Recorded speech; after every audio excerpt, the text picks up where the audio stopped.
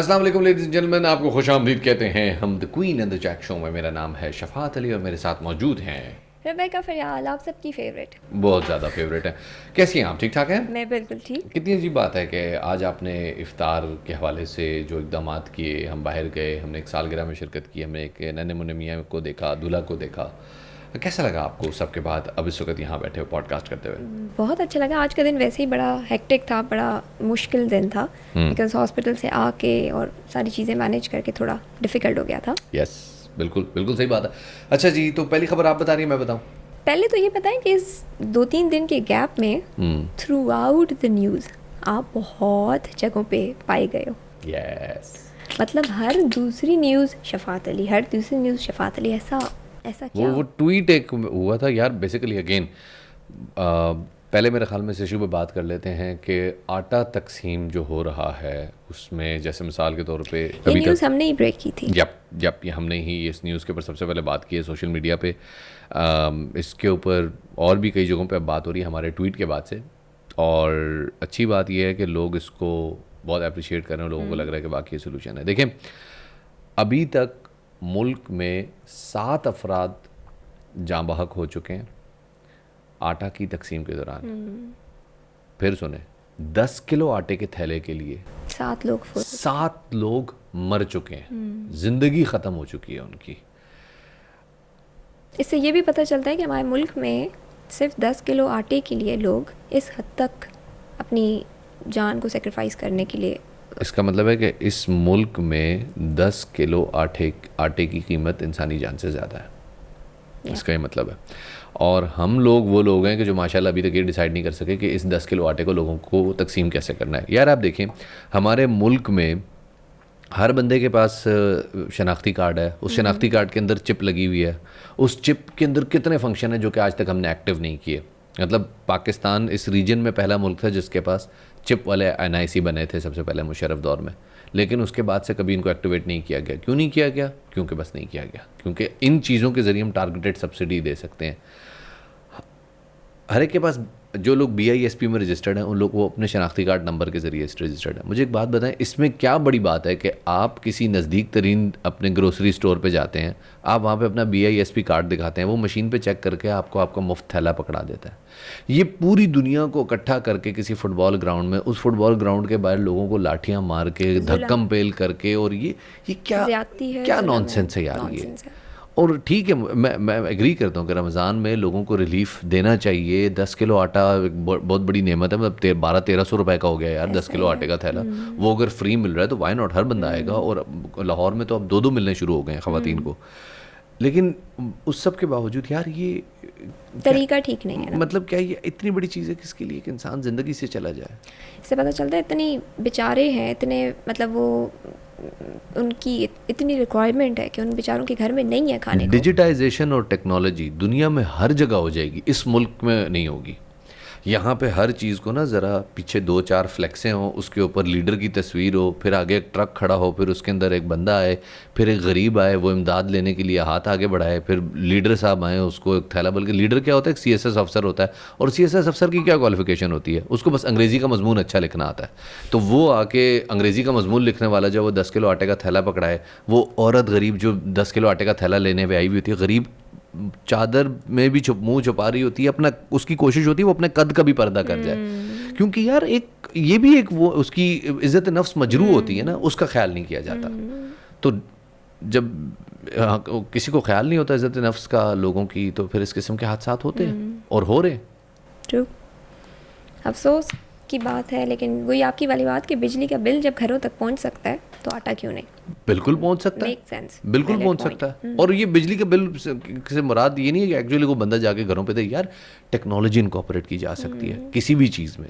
मुस्तहकीन को सिर्फ बिजली के बिल के जरिए ट्रेस किया जा सकता है कि 100 यूनिट या 150 यूनिट से कम बिजली इस्तेमाल करने वाले कितने लोग हैं। अभी ये यूं करें सारा निकल आएगा। तो ये ट्रेस आउट हो सकता है, लेकिन नहीं करना, बस नहीं करना।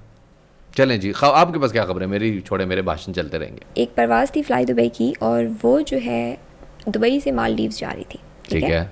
और लैंडिंग के दौरान उसके रेयर टायर बर्स्ट हो गए। वाह। और जो मालदीव्स का एयरपोर्ट था, जो कि विलाना एयरपोर्ट था, उसको इमीडिएटली 3 आवर्स के लिए सस्पेंड कर दिया, बंद कर दिया गया, ठीक ज़ाहिर है। है, ठीक है। और जब तक ऑपरेशन दोबारा मतलब सारी चीज़ें मेक श्योर नहीं की कि crew, staff, passengers, everybody is safe, उसको दोबारा ये लगता है मालदीव में भी कराची वाला काम शुरू हो गया है, या बल्कि कराची वाला नहीं बल्कि ये काम हरीपुर साइड पे भी बहुत ज़्यादा है। वो रोड के किनारे ना ऐसे कीले मेखें सरिये छोड़ देते हैं, जो आता है बाइकर या ज़रा गाड़ी कच्चे पे उतरती है, धड़ धड़ धड़ 3 उसके टायर पंचर होते हैं, वहीं सामने पंचर वाला बैठा हुआ होता है, आपकी गाड़ी में 17 एक टायर में 17 पंचर निकाल के देते हैं। हाँ। ये हमारे मुल्क के साइंसदान है, सलाम है यार तुम लोगों को, खुदा की क्योंकि कसम। पर पंचर उनकी प्राइस होती है ना, पर पंचर एक टायर में यार 200 रुपए 17 का पंचर। कितने अच्छा एक दफ़ा बड़ी हमारे एक दोस्त है फरहान शफकत, उसने वो लाहौर में मेरे साथ मूव हुआ तो उसने पहली दफ़ा गाड़ी ली, तो वो 500 गाड़ी थी उसके पास। वो एक दिन मुझे आया मेरे पास कि यार गाड़ी में पंचर है, मैंने कहा ज़रा देख के लगवाना।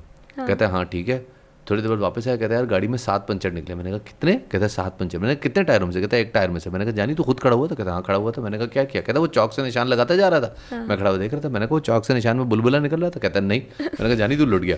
ये साइंसदान मुझे लगता है मालदीव भी पहुंच गए और वो दुबई की फ्लाइट के नीचे सुइयां मार रहे। तो खैर पाकिस्तान में ले दे के थोड़ी सी ही रूट्स हैं, Karachi to Peshawar, Karachi to Islamabad, Karachi to Lahore.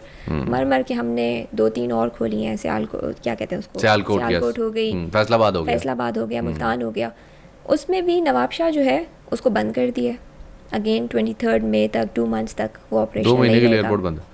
अगलों ने मालदीव में 3 घंटे में एयरपोर्ट रिपेयर करके खोल दिया और हमसे अपने एयरपोर्ट्स नहीं संभाले जा रहे, हमने और वो फिर से और बंद कर दिया क्योंकि कोई जियो टेक्निकल इश्यूज हैं, गॉड नोज व्हाट, जिसके हेलीकॉप्टर लैंड करेगा लेकिन ऑपरेशनल फ्लाइट्स नहीं होंगी। लेकिन बाय द वे मालदीव में तो, अब मालदीव कह रहा हूँ, नवाबशाह में तो सिर्फ वो ATR उतरते होते हैं, मेरे ख्याल में बोइंग तो नहीं उतरते। अगली खबर यह है कि कराची में सिविल हॉस्पिटल में एक बहुत ही अजीब इंसिडेंट हुआ है, विच इंसिडेंट इज़ वेरी नॉर्मल, लेकिन मज़े की बात ये वो कैच हो गया। आय हाय। नर्सेज आई, पेशेंट को उन्होंने सेडेट कर दिया एनेस्थीसिया से, और उसके बाद बेहोश कर दिया। हाँ बेहोश कर दिया, और उसके बाद उनका मोबाइल और 2-3 चीज़ें चोरी करके भाग गई। वाह नर्सेज वाह, विच आर कंसिडर्ड कि आप लाइफ सेवियर हैं, उनसे ओथ लिए जाते हैं, ठीक है। वाह। उन्होंने कहा कि चलो यार ये तो अच्छे पेशेंट को बेहोश कर दो, उसके बाद चीज़ें से लेकर अपना काम पूरा। और ये इंसिडेंट हमारे साथ भी हो चुका है, you know it very well. Peshawar में HMC हॉस्पिटल में हम थे और वजदान का टैबलेट पैसे लेके नर्स लेके चला गया, लैपटॉप मेल नर्स लेके। और खैर क्योंकि HMC में कोई फुटेजेस नहीं थी, कोई कैमरास नहीं लगे हुए थे, तो वो नहीं पकड़ा जा सका। हालांकि पुलिस आई, पूरी इन्वेस्टिगेशन, ये वो फलान ढिमका, लेकिन मज़े की बात यह कि ये नर्स पकड़ी गई। क्यों? कैसे? क्योंकि CCTV फुटेजेस आ गई। ये हॉस्पिटल कौन सा बताया? सिविल हॉस्पिटल यार वेरी गुड यार, सिविल वालों, nice, good job, very good job. और फिर जब उस नर्स का पर्स खोला गया, अच्छा वैसे आपस की बात है, ये सिंध हुकूमत का कोई फैसिलिटी हो ना, उसकी तारीफ करते हुए डर भी लगता है। क्यों? लोग माइंड कर जाते हैं। क्यों? नहीं, लोग कहते हैं नहीं आप ये नहीं कर सकते। मेरे तो कोई अच्छा काम है मेरे ख्याल में तारीफ करनी चाहिए। मेरे तो ख्याल में लोग बहुत अप्रिशिएट करते हैं कि यार वाकई में सिंध में कोई काम हो रहा है। नहीं, लोग अभी खुद बता देंगे नीचे कमेंट सेक्शन में क्या है। अच्छा लेकिन ये बंदी पकड़ी गई, इसके पर्स बंदी अच्छा एक थी और उसके पर्स से फिर मोबाइल भी निकल आया, और वही यूज़ की हुई सिरिंज थी वो भी उसने पर्स में छुपा के रखी। जस्ट इमेजिन यार, ये सारे मुझे लगता है राम गोपाल वर्मा की फिल्मों के स्क्रिप्ट राइटर्स हो सकते हैं। बहुत ही अच्छा इनके पास जो है ना कंटेंट होता है, अनबिलीवेबली हद तक। आगे चलें जी, आगे क्या है आपके पास? आगे मेरे पास आज सारी न्यूज़ मैंने ही सुना। हाँ आज तुम्हारी है, आज तुम्हारा ही बारी है, चलो। अच्छा, अगली न्यूज़ हमारे पास ये है कि हम सब की फेवरेट बेगम नवाजिश अली जो है, जिनका अली सलीम नाम है, ठीक है, उनके ऊपर उनकी लाइफ के ऊपर मूवी बना रहे हैं, बायोपिक बन रही है। और उस बायोपिक में कौन बना रहा है? डोंट टेल मी सैयद नूर। नहीं, दीपक पांडे बना रहे हैं मूवी, इंडियन वो है। और वो कहते हैं कि इनकी पर्सनालिटी बहुत ही कोई स्ट्रॉन्ग पर्सनालिटी है, जो कि उनके अकॉर्डिंग बेनज़ीर से इंस्पायर्ड है, क्योंकि वो फर्स्ट वुमेन थी। और वो कहते हैं कि ऐसी स्ट्रॉन्ग पर्सनालिटी के ऊपर बायोपिक बननी चाहिए। और मज़े की बात, उन्होंने सोचा कि कौन ऐसा हो सकता है जो कि इस कैरेक्टर को अच्छे तरीके से परफॉर्म कर सकेगा, जो कि स्ट्रॉन्ग हो, बोल्ड हो, दोनों सीन्स कर सके, स्ट्रॉन्ग हो, बोल्ड हो।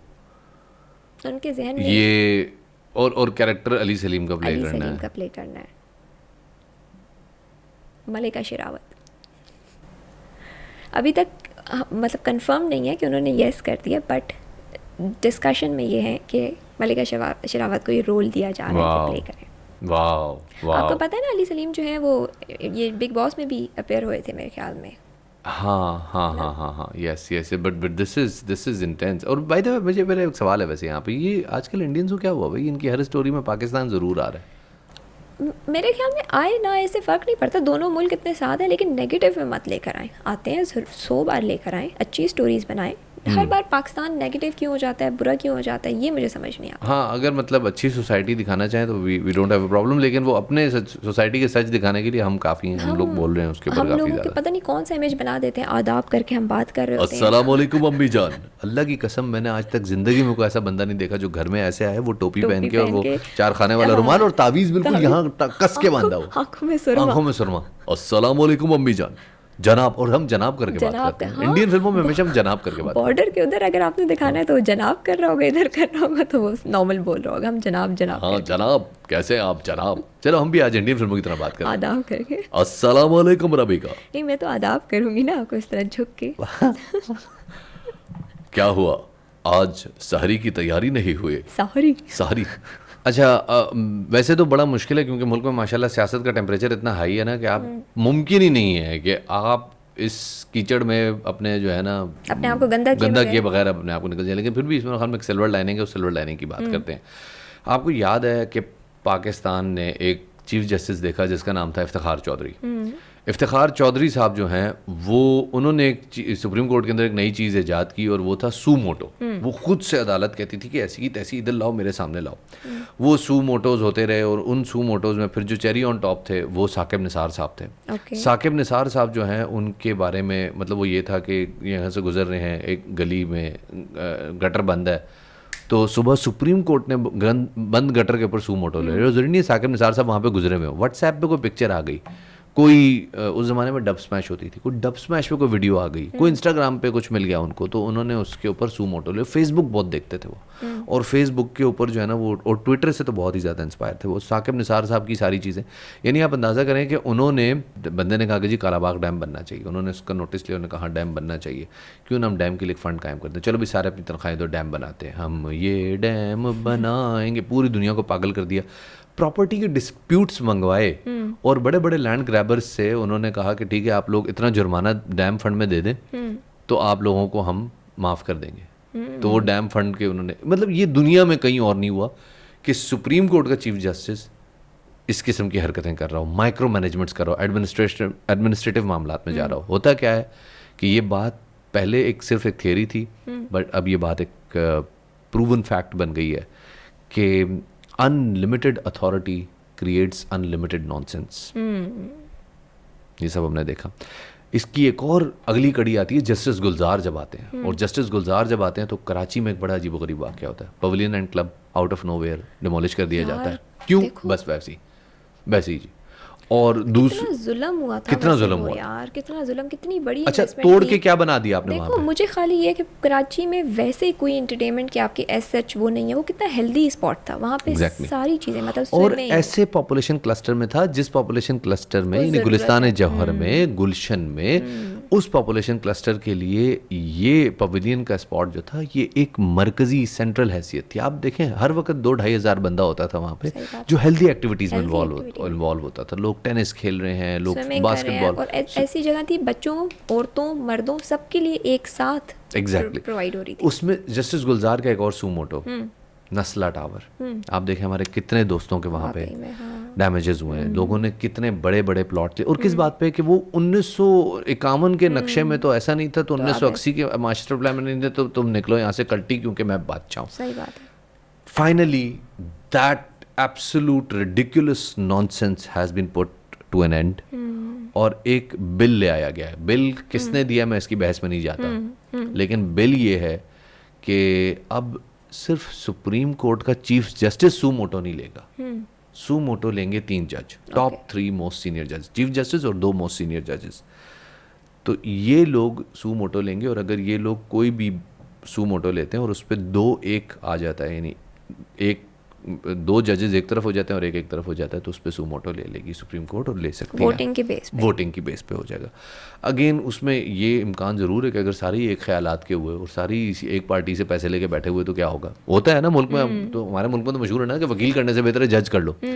तो फिर क्या होगा? तो फिर उसमें हम दुआ ही कर सकते हैं कि अल्लाह खैर करेगा, तब भी अल्लाह ने यहाँ तक पहुँचा दिया, लेकिन फिर भी एक अच्छी चीज़ हुई है। हाँ, वैसे बहुत अच्छी बात है जो डिसीजन हुआ है, लेकिन काश कि सब कुछ तब हो जाता जब नस्ला टावर्स वाले और पेविलियन वाले मदद के लिए चीखो पुकार कर रहे थे, तो तब अगर ये डिसीजन पास हो जाता तो बहुत सारी लाइफ्स, बहुत सारी इन्वेस्टमेंट लोगों की बच जाती।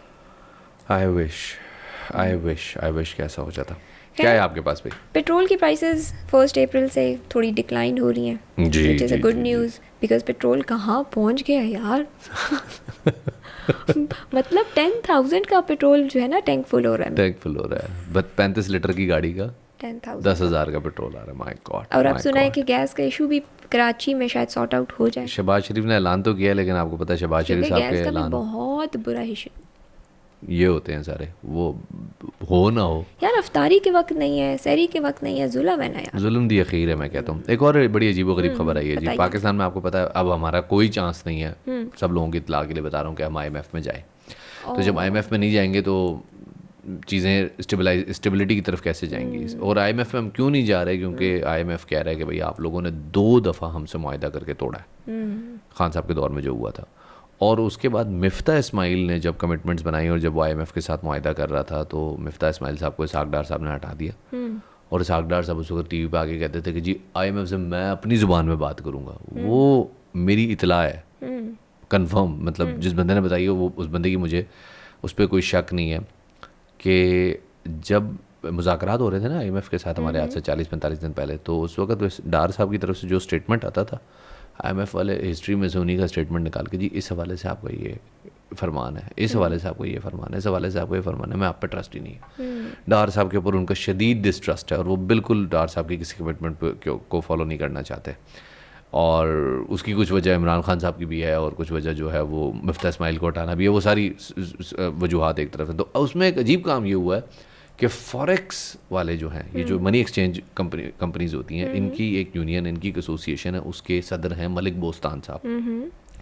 मलिक बोस्तान साहब ने कहा है कि भाई मैं हुकूमत पाकिस्तान को 2 साल के लिए $1 अरब माहाना देने को तैयार हूँ। वाओ, 2 साल के लिए माइक ड्रॉप, $1 अरब महाना, यानी 1 साल के 12 अरब डॉलर। मैं बचा रहा हूँ ना। क्यों बचाना है ना, मुल्क को बचाना है ना। मुफ्त में तो कुछ नहीं होता ना, अब हमसे लेंगे क्या? अच्छा, मैं इस क्यों के ऊपर मैं बाद में आता हूँ, पहले जरा बंदे को जरा मैं पंप अप तो कर लूँ ना। कि 12 अरब डॉलर सालाना, यानी 2 साल के कितने? 24 अरब डॉलर। जरा 1 मिनट कैलकुलेटर खुलना, जरा चेक करो कितने बनते हैं पाकिस्तानी। 1 मिनट भाई, तुम लोग जरा यूट्यूब वालों रुको, तुम हमारे साथ रहो। जिसके पास कैलकुलेटर है वो भी निकाल के चेक ले। देखो भाई, 24 इकाई दहाई सैकड़ा हज़ार 10,000 लाख 10 लाख करोड़ 10 करोड़ अरब हो गई है यहाँ पे। 10 अरब इंटू 280 लगाओ आज का रेट, ये बनते हैं जनाब इकाई दहाई सैकड़ा हज़ार 10 लाख 10 लाख करोड़ 10 करोड़ अरब 10 अरब खरब 10 खरब 67 खरब 20 अरब रुपए। 67 खरब। अगर मुझे नंबर दिखाते ना, पढ़ के बताओ। मैं नहीं पढ़ सकती। 67 खरब, ये तुम लोग भी देख लो, 67 खरब 20 अरब रुपया, यानी कि 672 बिलियन रुपीस वो देंगे हुकूमत पाकिस्तान को 2 साल में। सब पूछो कैसे? अब बताओ आगे। हाँ ये भी मुझे हजम तो करने दो यार, इतनी बड़ी रकम है। मुफ्त में तो नहीं मिलने वाली, हो सकता है हमसे पाकिस्तान खरीद रहे हो। अच्छा, मैंने ना इस पे बहुत सारे जो क्या कहते हैं जिनको फाइनेंशियल एक्सपर्ट्स हैं कराची में, तो आपको पता है माशाल्लाह हमारे ही तो विसिनिटी में कितने सारे। तो मैंने उन लोगों से पूछा, तो एक हमारे भाई हैं, उन्होंने मुझे कहा कि यार गप लगा रहे हैं, ऐसी कोई ऐसा चक्कर नहीं है। मैंने कहा नहीं यार, आप ये देखें कि इस वक्त पाकिस्तान में कितना पैसा आ रहा है इन मनी एक्सचेंज के थ्रू रोज़ाना। जो हम लोग, क्योंकि रेमिटेंसेज आती हैं तो वो, या हुंडिया वाले के ज़रिए जो पैसे आते हैं तो वो भी तो इन लोगों के थ्रू आते हैं। कहते हैं का नहीं, मसला है होर्डिंग का, होर्डिंग ज़ख़ीरा अंदोज़ी का। यानी ये वो लोग, इसमें वो लोग चांदी मनाएंगे अगर ऐसा कोई अप्रूवल हो जाता है, या हुकूमत पाकिस्तान अगर बड़ी संजीदगी से इनसे बात करती है, तो वो लोग चांदी मनाएंगे कि जिन लोगों ने उस वक्त के डॉलर जमा किए हैं जब डॉलर 200, 207, 205 पे जमा हुआ था। तो इसका मतलब है डॉलर खरीद लेने चाहिए। मिले तो खरीदो ना। और अच्छा, जितना ज़्यादा डॉलर खरीदोगे ना, डॉलर उतना महंगा होता जाएगा। और यही तो कमाल है। आप देखें, मतलब वो एक ज़माने में हम डॉलर 100 रुपये पर रखा हुआ था, तो वो डॉलर जो कि असल हम कहते हैं जी, असल डॉलर की कीमत 112 रुपये है। फिर हमने 112 कर दिया, डॉलर 120 पे चला गया। फिर हमने 120 का किया, डॉलर 150 पे चला गया। हम 150 पे किया, फिर हम उस वक्त खबरें चलती थी डॉलर 180 का। अच्छा, फॉलो करते जाओ करते जाओ करते जाओ, डॉलर काबू में नहीं आता। तो ये एक माशाल्लाह एक मुसल्लमा हकीकत बन गई है यार। उनके पता नहीं काबू में आता है कि नहीं। हम तो जब खरीदते हैं डॉलर की प्राइस कम हो जाती है। हमें तो ट्रैवलिंग के लिए चाहिए होते हैं। नहीं तो हमारे लिए तो कभी भी प्लस नहीं हुआ।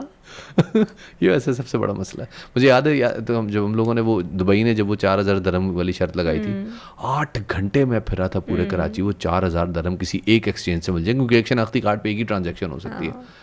और कितना अजाब हो गया था वहाँ पे पूरे मुल्क में ढूंढना। तो ये एक बड़ा मुश्किल है, बहुत मुश्किल है इस किस्म की चीज़ों को, सिचुएशंस को हैंडल करना।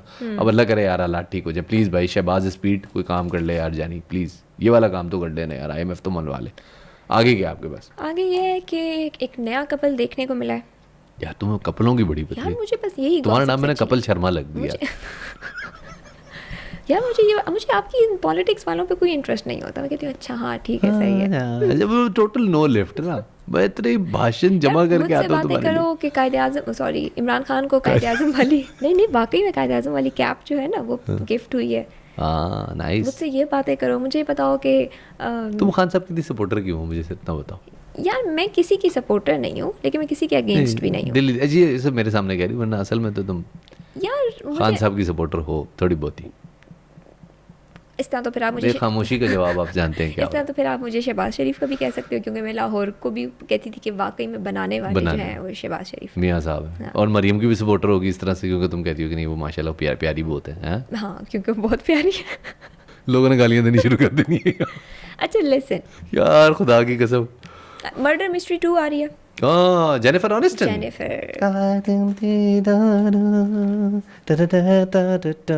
और उनके साथ एडम सैंडलर है। मर्डर मिस्ट्री 2 की जो प्रमोशंस कर रहे हैं, बहुत ही ज़बरदस्त किस्म की प्रमोशंस कर रहे हैं। और उसमें बहुत सारी फ्रेंड्स की बातें जो हैं वो रिकॉल हो रही हैं, जिसमें एक ये बात भी सुनने में आई है कि एडम सैंडलर जो है वो शुरू में उनको रोल मिला था रॉस का, लेकिन फिर वो रोल इन्होंने नहीं किया और रॉस को मिल गया बिकॉज वो हाइट में थोड़े ज़्यादा थे। बट ये बात एडम सैंडलर ने डिनाई कर दी। उसने कहा ऐसे कोई बात नहीं, मैंने मजाक किया था। फिर जेनिफर ने कहा कि फ्रेंड्स के बहुत सारे जोक्स जो हैं वो अब एक पूरी जनरेशन है जिसको बड़े ऑफेंसिव लगते हैं, बहुत सारे जोक्स। मैं इस बात पे एग्री करता हूँ कि फ्रेंड्स के बहुत सारे जोक्स जो हैं वो, होमोफोबिया तो चलो वो वेस्ट का एक आजकल एक उभरता हुआ मसला, होमोफोबिक तो हैं, लेकिन उनके अंदर क्या कहूँ मैं, वो पेडोफिलिक भी है किसी हद तक। मतलब उसमें इम्प्लाइड पेडोफिलिया है मेरे ख्याल में। मुझे इनअप्रोप्रिएट लगता है, मुझे लगता है। आई डोंट नो लोगों को लगे ना लगे। ऑल टाइम फेवरेट है फ्रेंड्स, स्टिल जितनी बार चाहो मैं देख सकती हूँ उस सीज़न को। I agree. 7 साल हो गए हैं, हर रोज़ सुबह नाश्ते में देख रही है। से 8 साल हो गए इनफैक्ट। तो मेरे ख्याल में काफ़ी आज बहुत लंबा हो गया यार हमारा सेशन। आज कितना हो गया दिखाओ ज़रा। Wow, so we are at 27 minutes right now. सो मेरे ख्याल में अब तक के लिए इतना काफ़ी है। ओके ठीक है जी। तो आप लोग हमारे साथ हमारा साथ देने का आप लोगों का बहुत बहुत शुक्रिया।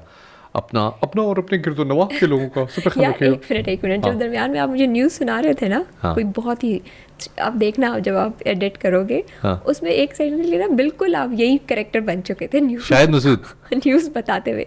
मुझे उस वक्त हंसी भी आई थी। मैंने कहा मैं टोकूर में कहूँगी यार अब यही बात आप शायद मसूद के उसमें कह दो। तो मैंने कहा चलो जाने दो, अब आपने खुद ही वही चीज़ दोबारा कर ली। तो यार घर में क्यों इज्जत नहीं होती किसी मर्द की यार। चलो यार, अल्लाह हाफिज़, bye bye, take care, bye bye.